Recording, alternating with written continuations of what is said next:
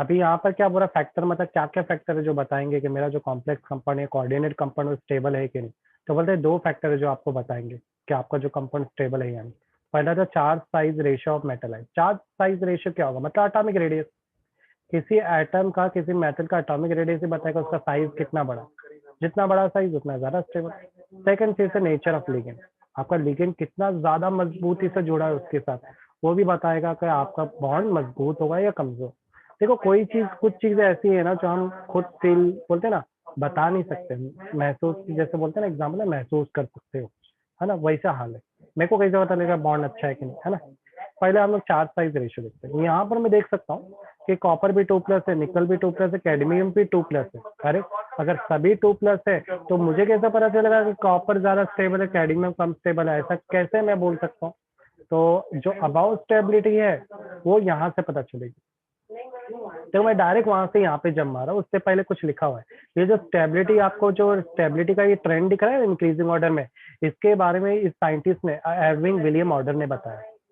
अभी देखो क्या है, इसने बोला कॉपर का भी सेम है, कैडमियम भी +2 है, तो मुझे कैसे पता चलेगा, तो उसने एक ट्रिक बताया। बोला इनका आयोनिक रेडियस निकालो। बोले कॉपर का जो आयोनिक रेडियस है वो 69 पिकोमीटर, और जो कैडमियम का आयोनिक रेडियस है वो 97 पिकोमीटर है। तो बताओ सबसे ज्यादा स्टेबल कौन, जिसका साइज चार्ज रेशियो ज्यादा होगा वो ज्यादा स्टेबल होगा। तो किसका चार्ज साइज रेशियो ज्यादा है, कॉपर 2+ का ग्रेटर देन कैडमियम है। कैडमियम से ज्यादा जो चार्ज साइज रेशियो है ना, जो आयनिक रेडियस है, वो किसका ज्यादा है। अरे देखा जाए तो उल्टा बोल रहा हूँ मैं, एक्चुअली कैडमियम का ज्यादा है 97 है, कॉपर का कम है।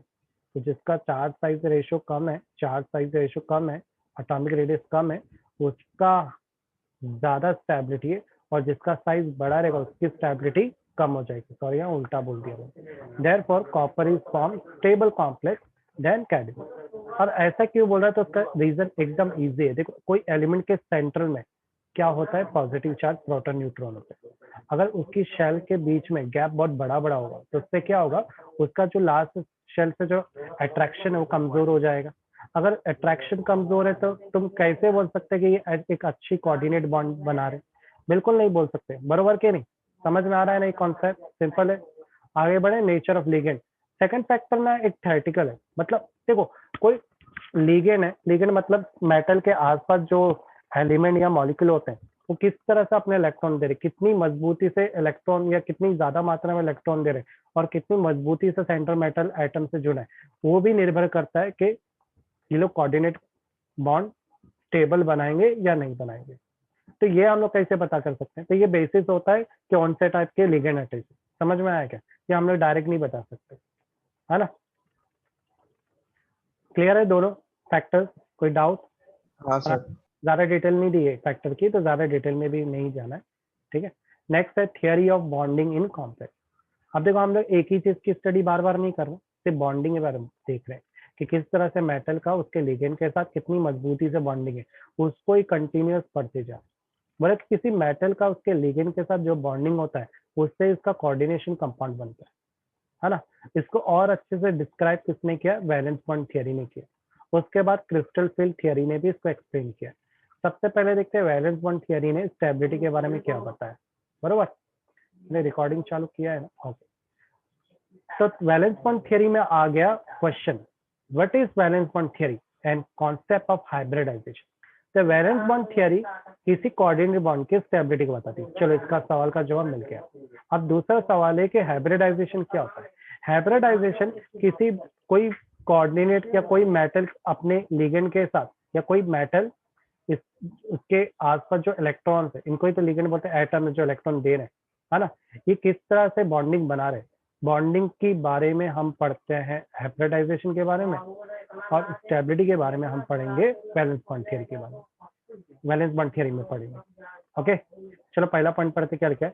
The hybridize state is a theoretical state. मतलब क्या बोल रहा है, जो हाइब्रिडाइजेशन के बारे में जो क्लास 11 में पढ़ा था ना, ये एक थ्योरेटिकल कॉन्सेप्ट, बिल्कुल वैसे ही जो वैलेंस बॉन्ड थियरी भी है वो भी थ्योरेटिकल कॉन्सेप्ट है, क्योंकि वैलेंस बॉन्ड थियरी हाइब्रिडाइजेशन से ही जुड़ी हुई है। नहीं, ये प्रैक्टिकली किया नहीं है, ये जो भी हम पढ़ने वाले। इन थियरी के अंदर हम क्या पढ़ते हैं कि कोई कॉम्प्लेक्स कंपाउंड है, या कॉम्प्लेक्स कंपाउंड किस तरह से फॉर्म होता है, कैसे बनता है। दूसरा चीज हाइब्रिडाइजेशन में हमने क्या चीज की पढ़ते हैं, स्टडी करते हैं ज्योमेट्री की। किसी एलिमेंट, जैसे मान लो एक कार्बन है, इस कार्बन का शेप कैसा है, तो इसके शेप के बारे में, इसकी ज्योमेट्री के बारे में हमें कौन एक्सप्लेन किया था हाइब्रिडाइजेशन में, कि जो मीथेन होता है उसका जो ज्योमेट्री होता है वो टेट्राहेड्रल होता है, वरना हमें कभी पता ही नहीं चलता, बरोबर। वैलेंस बॉन्ड थ्योरी में क्या पढ़ेंगे, इसी कॉन्सेप्ट के बॉन्डिंग, क्योंकि इस ज्योमेट्री के बेस में हमें बॉन्डिंग की भी स्टडी मिल रही है, तो हाइब्रिडाइजेशन की स्टडी भी इसके अंदर करेंगे। तो यहाँ पर देख सकते हैं कि हाइब्राइड ऑर्बिटल है, वो neither exist nor can be detected by spectroscopically. Spectroscopically मैंने एक्चुअली मैंने टेक्स्ट बुक में लिखा है, पर मैं टेक्स्ट बुक लाना भूल गया, तो एक मिनट। स्पेक्ट्रो स्पेक्ट्रो स्पेक्ट्रो क्या लिखा था आगे, स्कोपी है ना, स्पेक्ट्रोस्कोपी, एक वर्ड है मेरे घूम गया, स्पेक्ट्रोस्कोपिकली, हाँ spectroscopically. Spectroscopy is the study of interaction between matter and electromagnet, है ना, और इंटरेक्शन होने में जो रेडिएशन, समझ में आ गया। यहाँ पे बोलने का मतलब क्या, स्पेक्ट्रोस्कोपिकली वो चीज की स्टडी है जिसके अंदर हम किसी चीज के इंटरेक्शन की स्टडी करते हैं। तो यहाँ पे हम लोग किस चीज की इंटरेक्शन की स्टडी कर रहे हैं, फरहान, मेटल और लिगेंड के इंटरेक्शन की स्टडी कर रहे हैं, बरोबर कि नहीं। तो यहाँ पर भी वही चीज देख रहे हैं। हाइब्रिडाइजेशन हमें ज्योमेट्री के बारे में बताएगा, वैलेंस बॉन्ड थ्योरी इस ज्योमेट्री के बेस में इनमें बॉन्डिंग कैसे, इंटरेक्शन कैसे हो रहा है वो बताएगा। This orbital, however, help us to describe the structure and coordination compound. The step involving describing bonding in coordination compound using valence bond theory are given below. तो यानी नीचे जो वैलेंस बॉन्ड थियरी दी है ये क्लास 11 की नहीं है, ये valence bond theory coordination compound यानी किस तरह से कोऑर्डिनेटेड बॉन्ड बन रहा है उसके बेस पे बनाई गई है। चलो हर एक पॉइंट पढ़ते हैं, एकदम सिंपल बॉन्ड पॉइंट से, टफ नहीं है। Metal ion provide second D orbital for formation of coordinate bond with ligand. बोलने का मतलब क्या है कि हमारे पास जो जितने भी मेटल है ये सब डी ब्लॉक एलिमेंट ही है, बरोबर के नहीं। अब बोले जो डी ब्लॉक होते हैं इसके अंदर इस तरह से ऑर्बिटल को हम यहाँ पे ऐसे बॉक्स टाइप में रिप्रेजेंट करेंगे। तो टोटल इसमें 5 बॉक्स होते हैं, ठीक है, हमें पता है डी 5 टाइप के सबशेल दिखाता है, okay, d x square y square d z square, है ना, ब्ला ब्ला ऐसे करके हम आगे देखने वाले।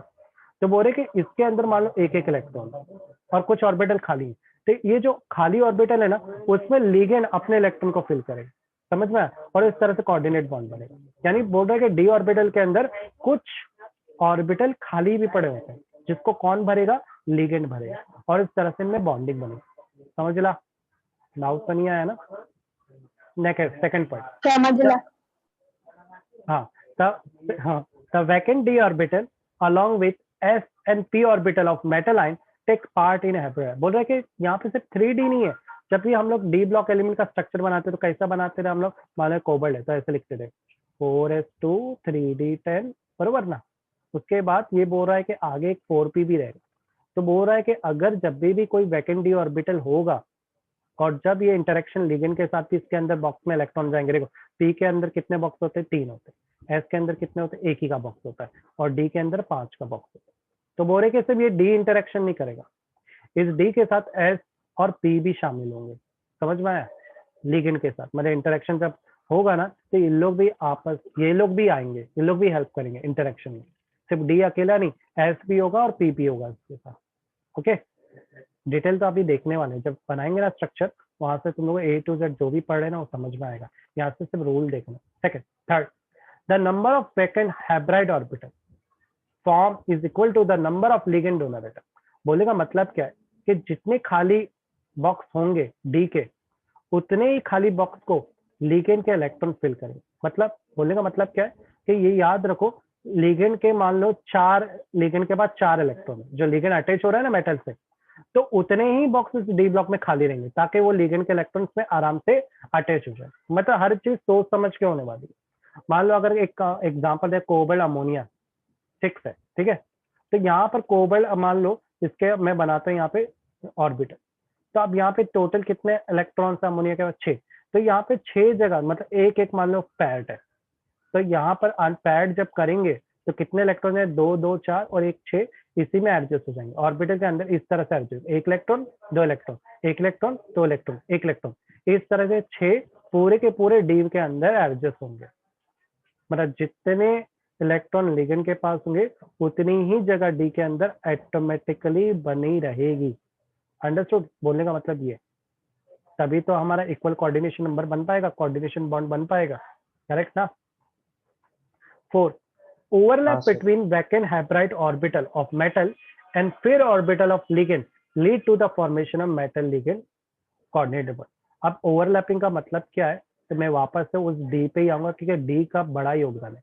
मान लो डी में पहले से एक इलेक्ट्रॉन है, में भी एक इलेक्ट्रॉन है, ठीक है।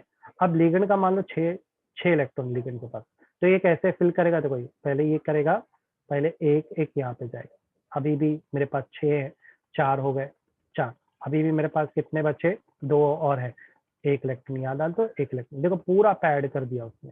समझ में आया किस तरह से इसने ओवरलैपिंग किया? That is called overlapping. क्योंकि आप क्या करो, पहले से एक इलेक्ट्रॉन है अनपेड, उस पर आप एक इलेक्ट्रॉन लिगेंड डाला, जिससे ये पैड हो गया इलेक्ट्रॉन। समझ में आया? हम एक्चुअली शेल के बारे में इस तरह से इस डिजाइन में पढ़े, इसको हैब्राइड ऑर्बिटल बोलते हैं, इस डिजाइन को। ओके, समझा ये वाला पार्ट? पांचवा पॉइंट देखे, the hybrid orbital used by metal ion point in the direction of the ligand. ये सिर्फ पॉइंट डायरेक्शन को बता रहा है, इलेक्ट्रॉन का डायरेक्शन जो भी। नेक्स्ट लिखा था n-1d and nd orbital use in hybridization to allow the complex to classify. मतलब बोलने का मतलब क्या है? देखो ज्यादातर जो भी होंगे, जो भी ऑर्बिटल्स होंगे वो 3D ही होते हैं। 3D मतलब जो भी टेक पार्ट करेंगे ना, वो 3D ऑर्बिटल ही होंगे। और जो 3D होंगे, मतलब बोलने का मतलब क्या है, जो इनर ऑर्बिटल्स होते हैं ना, जो डी ब्लॉक एलिमेंट होता है, डी के अंदर जो मेटल आते हैं, उनके डेफिनेशन क्या था? द प्री प्री पिनल्टीमेट शेल, यही बोला ना, पिनल्टीमेट शेल मतलब सेकंड लास्ट शेल ही काम करते हैं, यानी जो रिएक्शन करते हैं वो सेकंड लास्ट शेल ही करते हैं। तो इनर ऑर्बिटल का मतलब क्या होता है? n-1d। n-1d क्यों बोल रहा हूँ? जब हम लोग 4s टू 4p की सीरीज में पहुंचेंगे ना, तो डी उसके अंदर 3d की सीरीज में पहुंचता है। यानी इसमें मैंने क्या कर दिया है, 4-1 किया है, तो कितना हो गया? 3 आ गया। समझ में आया क्या? यही तो है पिनल्टीमेट शेल। ऊपर से तो नहीं जा रहा है, और अपने को वापस से डीएनएफ लॉग पढ़ना पड़ेगा। आउटर सर ऑर्बिटल, पेनल्टी मतलब आउटर ऑर्बिटल के एक छोड़ के, मतलब उससे हाँ, पहले वाला, राइट? पिनल्टीमेट शेल मतलब सेकंड लास्ट शेल, इनर, उसका हाँ इनर ऑर्बिटल हाँ बोलते हैं। आउटर ऑर्बिटल का मतलब क्या है? उस पिनल्टीमेट शेल के बाद भी एक और आपको डी ऑर्बिटल आ रहा है, मान लो ऐसा कोई हाँ केस हो रहा है, तो आपको आगे भी मिल रहा है, तो उसको एनडी से रिप्रेजेंट करें। मतलब 3D तो आ गया, आगे वाला 4D रहेगा, ये अपना आउटर रहेगा। मतलब मान लो आप ऐसे से जा रहे हैं और लास्ट शेल आपका आउटर 4D पे खत्म हो रहा है, ठीक है। तो बोलते हैं ऐसे केस आते हैं, कभी कभार आउटर भी आ जाते हैं, पर बहुत रेयर चांस में आएंगे। अब दोनों का मतलब क्या होता है? इनर क्या होता है, आउटर क्या होता है? तो वो लिखा है द हाइब्रिडाइजेशन आउटर ऑर्बिटल और इनर क्या होगा? n-1d इनर होगा और nd होगा हमारा आउटर ऑर्बिटल। जो मैंने बताया वही लिखा है नीचे वाले पॉइंट में। The types of hybridization decide the structure of complex. अब कौन से टाइप का हाइब्रिडाइजेशन बनेगा, उस बेस पर हम उनके स्ट्रक्चर का नाम देखेंगे, ठीक है। अभी एक डरावना स्ट्रक्चर नीचे लिखा है D2sp3, तो मेरा सर क्या टफ है। इसका स्ट्रक्चर का नाम क्या है? ऑक्टाहेड्रल। यानी इससे आपको पता चलेगा इसका नाम क्या रहेगा। अभी बहुत डरावना दिख रहा है, पर एकदम इजी है, कुछ भी नहीं है, बहुत इजी कॉन्सेप्ट है। सिर्फ वैलेंस बॉन्ड थ्योरी आप लोग को समझ में आए, अभी और अच्छे से समझेगी जब आपने एग्जाम्पल देखेंगे। आप नीचे देखो एग्जाम्पल स्टेप दिए किस तरह से आपको, अगर कोई एग्जाम्पल दी रहेगी, ऐसा कुछ भी एलिमेंट दिया होगा, तो उसका किस तरह से वैलेंस बॉन्ड थ्योरी निकालना है वो देखने वाला। तो अरे ये क्या हो गया? चलो हो गया, सही हो गया। तो ये इतना टफ नहीं है, काफी इजी है। पहला चीज, सबसे पहले आपको ऑक्सीडेशन स्टेट निकालना है, किसका? सेंटर मेटल एटम का। सेकंड स्टेप, उसके बाद आपको वैलेंस शेल इलेक्ट्रॉनिक कॉन्फ़िगरेशन निकालनी है, किसकी? मेटल की ही निकालनी है। पहला सेकंड स्टेप समझ में आया होगा, ये हम लोग ऑलरेडी कर चुके हैं, है ना, डीएनएफ में। Third step, see whether the complex is low spin and high spin.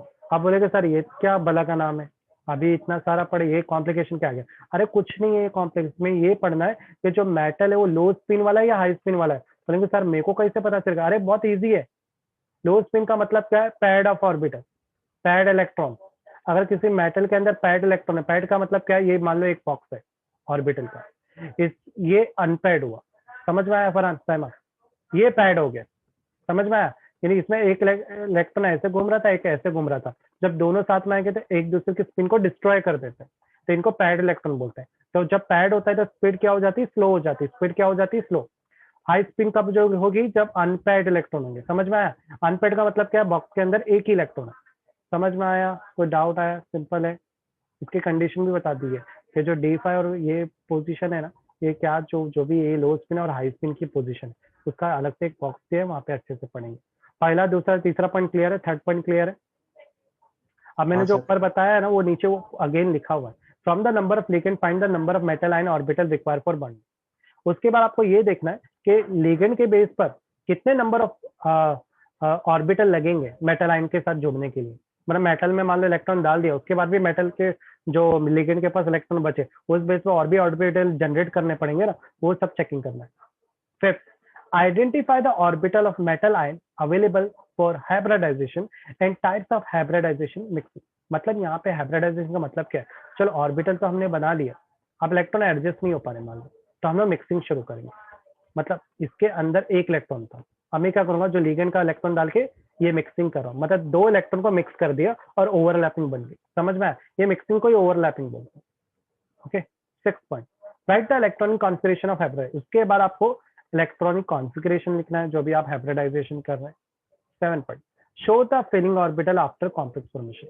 जब आप ओवरलैपिंग करेंगे, हाइब्रिडाइजेशन कर लोगे, उसके बाद आपको वो कॉम्प्लेक्स जो भी ऑर्बिटल बन गया है फिलिंग ऑर्बिटल, उसको भी बताना है final. 8 point, determine the number of unpaired electron. ये भी बताना है कि कितने नंबर ऑफ अनपेड इलेक्ट्रॉन है और इनकी मैग्नेटिक बिहेवियर को भी बताना है आपको। बोलेंगे सर ये तो बहुत मुश्किल है, अरे कुछ नहीं है, यहाँ पर जैसे देखो कुछ ज्योमेट्री बताया, यहाँ पर क्या आएगा, स्क्वायर प्लेनर आएगा, स्क्वायर प्लेनर नहीं, टेट्राहेड्रल आएगा, टेट्राहेड्रल, एसपी टेट्राहेड्रल देता है। इसी तरह हर एक टाइप के मॉलिक्यूल के हिसाब से अलग अलग, नीचे पढ़ेंगे तो समझ में आ जाएगा।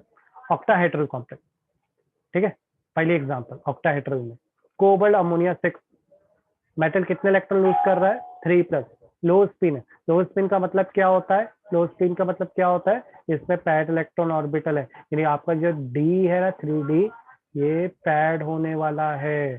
समझ में आया। अब दूसरा चीज, कोबाल्ट का तुम लोग को एटॉमिक नंबर पता है क्या, कोबाल्ट का एटॉमिक नंबर कितना होता है, वो 27 होता है, बरोबर। उसमें +3 हो गया, +3 मतलब 27 में से 3 निकाल दो तो कितना बचेगा, 24। अंडरस्टूड, इतने इलेक्ट्रॉन निकालने पड़ेंगे ना। तो कोबाल्ट का ऑक्सीडेशन स्टेट क्या है, +3 पहले से दिखाई दे रहा है। अब वैलेंस शेल में इसके इलेक्ट्रॉन कितने, उसको हमने डायग्राम से दिखाया।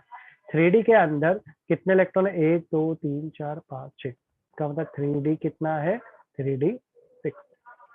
पर मैंने यहाँ पर पहले लिखा हुआ है कंडीशन, लो स्पिन है, तो आपको आगे करके क्या करना है, आपको आगे क्या करना है मालूम है, इन सब इलेक्ट्रॉन को मिक्स कर देना ताकि पैड हो जाए। ये इलेक्ट्रॉन को इधर भेजो, पैड हो गया, है ना, इसको इधर भेजो, पैड हो गया। अब देखो खाली जगह बची है, 4s 4p भी मैंने बनाया। यहाँ तक समझा, कोई डाउट आया साइमा, हम रूल फॉलो कर, पहला दूसरा पॉइंट क्लियर है, पक्का ना। अच्छा ये कितना +3 का, उस हिसाब से अपने एटॉमिक नंबर की क्वांटिटी को कम कर देने। Okay, next, the number of amine ligand is 6। यहाँ पे जो अमोनिया है जिसको अमाइन बोलते हैं हम लोग IUPAC के हिसाब से, वो 6 है ना। तो मुझे 6 जगह चाहिए ताकि मैं इस लिगेंड के इलेक्ट्रॉन को फील्ड कर सकूं। समझ में आया। तो जरा चेक करते हैं, ये जब मैं अरेंज किया तो 6 जगह हो रही है, 1 2 3 4 5 6, अरे हो रही है। 3D 4s और 4p के मिलाकर टोटल 6 जगह हो रही है, बरोबर। एक और चीज जरा, तो अमोनिया के पास पेड इलेक्ट्रॉन, रिमेम्बर अमोनिया के पास पैड इलेक्ट्रॉन होते हैं हमेशा। तो हम लोग ने क्या किया, इस 6 जगह पर अमोनिया जो लिगेंड था, 6 थे ना, उनको एडजस्ट कर देंगे। तो ये आपको जो पिंक कलर में दिख रहे हैं वो अमोनिया के इलेक्ट्रॉन थे। तो जरा काउंट करते हैं, डी कितना है, डी कितना है, डी के अंदर आपने कितना फिल किया है, 2 ऑर्बिटल फिल है, तो D2 लिख दो। 4s कितना फिल्ड है, 4s एक ही फिल्ड है तो S लिख दो, 1 लिखने की जरूरत नहीं। और P कितना फील्ड है, P 3 फील्ड है तो लिख दो P3। मिल गया स्ट्रक्चर D2sp3, करेक्ट। अब D2sp3 के बेस पे स्ट्रक्चर बना दो, कोबाल्ट लगा और बाकी सब जगह अमोनिया लगा और बाहर उसका ऑक्सीडेशन नंबर लिखो। ओके, अब आते आगे। अब मैंने पहले ही बोला कि सारे इलेक्ट्रॉन पैड है, बोला कि नहीं, देखो हमें दिख रहा है पैड इलेक्ट्रॉन की मैग्नेटिक बिहेवियर अच्छा होता है या खराब होता है, पर अभी हमने सॉलिड स्टेट में देखा और फिजिक्स में भी पढ़ा है थोड़ा बहुत।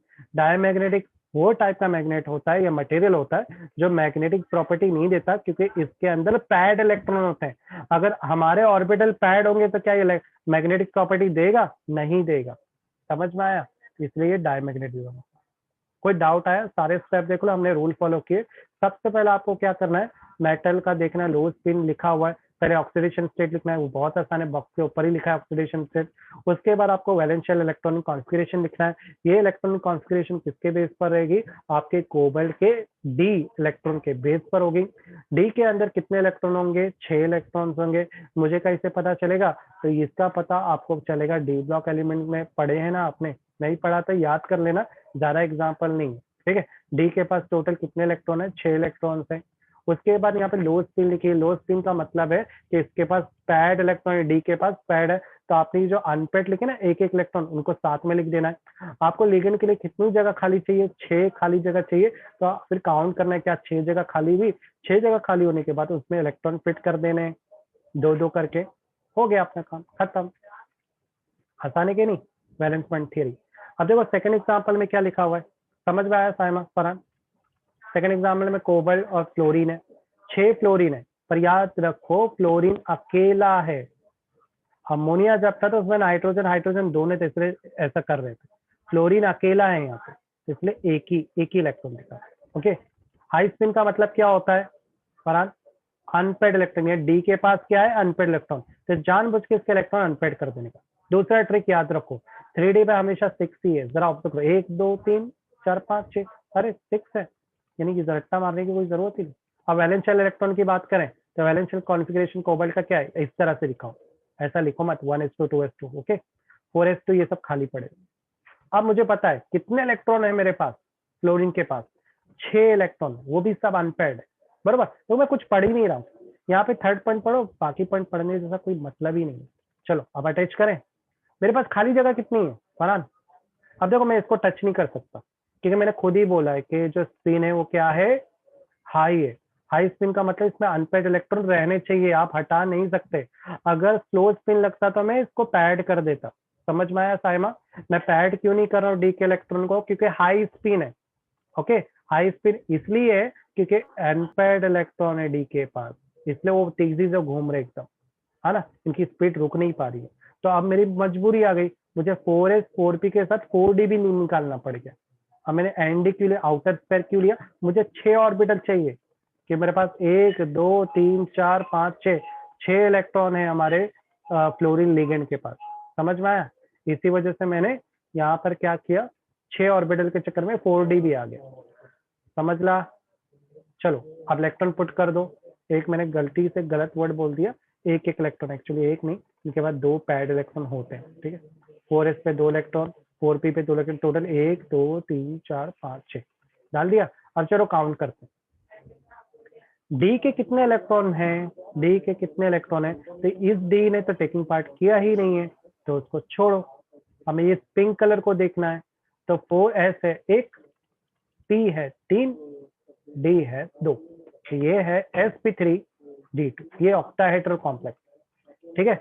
अनपेड इलेक्ट्रॉन है तो ये पैरामैग्नेटिक है। पैरामैग्नेटिक की डेफिनेशन क्या थी? जिसके अंदर अनपेड इलेक्ट्रॉन होते हैं। ये है इसका स्ट्रक्चर। इजी है, समझ में आया? इजी पीजी, एकदम रूल है, सिंपल रूल है, बहुत सारे वर्ड नहीं भी लिखोगे तो चलेगा। समझ में आ रहा है साइमा फरहान? और अगर डाउट है तो अपने एग्जाम्पल पे हाँ सर। ना, ये लेकिन लास्ट एग्जाम्पल है, इसके बाद मैं एग्जाम्पल होमवर्क दे दूंगा। देखो इस एग्जाम्पल में आपको स्ट्रक्चर दिया है, इस बार कोई स्पिन लिखी है? हाई स्पिन है, लो स्पिन है, क्या है? कुछ नहीं लिखा है ना। तो हम लोग डायरेक्ट इसका ऑक्सीडेशन स्टेट लिखेंगे, यहाँ पे लिखा हुआ है -2, तो ये निकल का रहेगा +2। अब बोलेंगे सर हम लोग को कैसे पता चलेगा? तो इसको निकाल सकते, कैलकुलेट करके भी आप निकाल सकते। Second point, वैलेंशियल electronic configuration. तो हमेशा की तरह इस कॉन्सेप्ट के अंदर डी के पास टोटल कितने इलेक्ट्रॉन्स है? टोटल 1 2 3 4 5 6 7, टोटल 8 इलेक्ट्रॉन है डी के पास। इसके अंदर 8 इलेक्ट्रॉन है, यानी ये काफी नियर है। तो इसके लिए तुम लोग को ना याद करना पड़ेगा डी ब्लॉक के इलेक्ट्रॉनिक कॉन्फ़िगरेशन। ये कौन से ब्लॉक में आता है? ये 3D सीरीज में आता है, याद है? सचिन तेंदुलकर फ्री कोचिंग निकोजिन, तो मुझे याद रहा है एंडिंग में आता है, और एंडिंग वाले एलिमेंट में 8 इलेक्ट्रॉन आ जाते हैं डी में। कुछ याद आ रहा है फनस? सचिन तेंदुलकर फ्री कोचिंग, तो एंडिंग में आया ना, इसलिए 8 लिखा हुआ। याद नहीं आएगा तो थोड़ा सा स्टडी करोगे, आपका इलेक्ट्रॉन कॉन्फ़िगरेशन काफी अच्छा होगा। तो 8 इलेक्ट्रॉन आपने यहाँ लिखे, आप ना ही लो स्पिन लिखी ना ही हाई स्पिन, तो टच मत करो, जैसा ही रहने दो। सिर्फ देखो क्लोरीन कितने? 4। अब मुझे 4 क्लोरीन को एडजस्ट करना है। क्या मेरे पास 4 खाली जगह है ना, यहाँ है, और ये हो गया। कुछ करने की जरूरत ही नहीं, खाली जगह एकदम परफेक्ट है, फिट कर देते डायरेक्टली। पर प्रॉब्लम आ गया, जब फिटिंग किए तो ये तो कुछ टेकिंग पार्ट किया ही नहीं, तो इसका नाम लेने का भी नहीं। क्या नाम रहेगा? SP3। समझ में आया फरहान कैसे लिया मैंने नाम? जो टेकिंग पार्ट हाँ सर। मिक्सिंग हो रही है सिर्फ उसी का आपको हाइब्रिडाइजेशन बोला है। तो ये SP3 हाइब्रिडाइजेशन हुआ, जो कि इसके अंदर अनपेड इलेक्ट्रॉन मौजूद हैं डी के अंदर, इसलिए इसकी प्रॉपर्टी पैरामैग्नेटिक है। यानी ये मैग्नेटिक प्रॉपर्टी ये मेटल के ऑर्बिटल पे निर्भर करती है, ये मिक्सिंग रिकास्टिंग पे नहीं। ये इसका स्ट्रक्चर है, स्ट्रक्चर इसके नाम के बेस पे बनता है, टेट्राहेड्रल। ओके, इजी है, कोई टफनेस नहीं है। साइमा फरहान, और एग्जांपल देखना है कि समझ में आ गया तुम्हें? हाँ सर, समझा ना? समझ में आ गया सर। तो कर समझ लोगे ना? गया सर। तो याद रखो, इसमें फालतू कुछ भी पॉइंट मत लिखना, हाँ ये सर। जो बॉक्स ये बहुत इंपॉर्टेंट है और बहुत ही इजी है। अब इसी के साथ इतना इजी है तो डीमेरिट भी है। क्या डीमेरिट आ गया? सबसे पहला कि चलो हाई स्पिन लो स्पिन के बारे में इसने क्या बताया पैराडाइन पर इससे ज्यादा कुछ एक्सप्लेन किया इसने हाई स्पिन लो स्पिन के बारे में? बिल्कुल नहीं। इसी वजह से इसकी थ्योरी फेल हो गई। इन अदर वर्ड, स्ट्रॉन्ग और वीक फील्ड नेचर के बारे में भी इसने कुछ नहीं बताया, लिगेंड का डिस्टिंग्विश नहीं किया उसने कुछ भी। Second, it does not provide explanation of colour of coordination. आपको पता है क्या, जब भी इस तरह के कंपाउंड बनते हैं ना, जब कोई चीज रिएक्ट करती है तो उस रिएक्शन के लिए उनको एनर्जी लेनी पड़ती है मेटल को, है ना? तो एनर्जी लेने पर इनका कलर भी बदलता है। क्या कलर के बारे में कुछ बताया इसने? और हम लोग को पता है, हमने डी ब्लॉक जब पढ़ा था तो वहाँ पे कलर की प्रॉपर्टी पढ़ी थी कि डी ब्लॉक के एलिमेंट जो होते हैं वो कलर की प्रॉपर्टी देते हैं मेटल, जो कि यहाँ पे नहीं पढ़ी, इस वजह से इसकी थ्योरी हो गई फ्लॉप। थर्ड रीजन है, इसमें स्ट्रक्चर जो है प्रेडिक्ट किए, स्ट्रक्चर ये डायरेक्ट प्रेडिक्ट किए, इसका कोई रीजन नहीं है, इसके पास कोई एक्सपेरिमेंटल प्रूफ नहीं है, पूरा के पूरा थ्योरेटिकल है, क्योंकि हाइब्रिडाइजेशन उसने इस्तेमाल किया ना, और हमने खुद पढ़ा कि हाइब्रिडाइजेशन एक थ्योरेटिकल कॉन्सेप्ट है। तो जारी बात है वैलेंस बॉन्ड थियरी ने उसकी हेल्प लेके अपने कॉन्सेप्ट की भी दुर्गति कर दी। ओके, इस डिफिकल्ट, जारी बात है जब कोई चीज फ्लॉप होती है, जब नोकिया फ्लॉप हुआ तो सैमसंग आया, तो बिल्कुल वैसी जब वैलेंस बॉन्ड थियरी फ्लॉप हुई तो उसके अलग में कौन आया? एप्पल आईफोन आया। नहीं, क्रिस्टल फिल थियरी है। इसने क्या किया, इसकी जो सारी जो गलतियां थी उसको सही किया। ओके, अब जरा ध्यान देना है कि क्रिस्टल फिल थियरी है क्या तुम लोग को? ये कट किया गया है? हाँ, नहीं है सर, चैप्टर खत्म। कट किया है ना? दैट इज वाई मैं पूछ रहा हाँ था। सर। ये नहीं है, ऐसा कैसे नहीं है? अरे नहीं नहीं, शायद है ये, पर नहीं है, लेकिन ये पढ़ नहीं है लिया सर, नहीं है। कॉलेज में बैठ के, ये एक्स्ट्रा भी पढ़ लिया, मतलब तो नेक्स्ट ईयर तो रह गई। एप्लीकेशन है, एप्लीकेशन पढ़ के, ये बचका नहीं एप्लीकेशन हो रहा है कि सेवरल बायोलॉजिकल इंपॉर्टेंस के अंदर हमारी ये मेटल सॉरी कॉम्प्लेक्स कंपाउंड होते हैं, जैसे बोलते हैं कि जो हीमोग्लोबिन है ना, हीमोग्लोबिन के अंदर आयरन होता है और इस तरह से बहुत सारे ना लिगेंड से अटैच होते हैं, एकदम कॉम्प्लेक्स स्ट्रक्चर होता है। तो मतलब हमारे बायोलॉजिकल के अंदर भी इस तरह के कोऑर्डिनेटेड कंपाउंड दिखाई देते हैं, मेटल कॉम्प्लेक्स टाइप के। मैंने एक अच्छी एग्जाम्पल हीमोग्लोबिन की दे दी। क्लोरोफिल ले लो, जो प्लांट में प्रेजेंट होता है, वो उसमें मैग्नीशियम के आसपास पूरे लिगेंड तो जुड़े होते हैं। हीमोग्लोबिन क्या होता है? आयरन ही तो होता है ना? इन सब में कॉम्प्लेक्स आयरन होता है। मेडिसिन की बात करें तो एक मेडिसिन है जिसका नाम है सिस्प्लेटिन। सिस्प्लेटिन एक ट्रीटमेंट, कैंसर के ट्रीटमेंट के लिए एक मेडिसिन बनाएगी। इस मेडिसिन में भी क्या देखा गया, बीच में प्लेटिनियम होता है और उससे बहुत सारे लिगेंड जुड़े होते हैं अलग अलग राज्य में। एक और एग्जांपल है EDTA की, इथाइलिन डायमाइन टेट्रा ब्ला ब्ला, मैं भूल गया इसका फुल फॉर्म। EDTA का फुल फॉर्म याद रखना। इसके अंदर लीड पॉइजनिंग होता है, ये भी एक तरह का कॉम्प्लेक्स आयन है। ओके, नेक्स्ट है एस्टिमेट हार्डनेस ऑफ वाटर। मतलब कोई पानी जब हार्ड क्यों होता है, उसमें मैग्नीशियम के साथ कॉम्प्लेक्स आयन जुड़ जाते हैं। जब एक मैग्नीशियम आयन के सर एप्लीकेशन भी नहीं है। नहीं है? अरे वाह, तो नहीं है चैप्टर सर। खत्म। अरे वाह, हाँ सर, मैंने तभी तो बोली ना रिकॉर्ड चैप्टर बना खत्म। डाला। देखो टाइम से पहले हो गया है ना? तो यहाँ पे अपना DNF ब्लॉक हो गया बेस्ड ऑन न्यू सिलेबस के बेस पे, जो एक्स्ट्रा था मैंने नहीं पढ़ा है। ये काफी इजी चैप्टर है, IUPAC एग्जाम में आने वाला है। मैं बार बार सेम वर्ड यूज कर रहा हूँ, बहुत इजी है चैप्टर, बचकाना है। सर रट्टा मारे ना तो छोड़ दो, ये लेक्चर रट्टा टाइप नहीं है, आपको इरिटेट कर देगा। समझ के पढ़ना है, ओके? समझ के पढ़ोगे ना एकदम समझ में आएगा कुछ।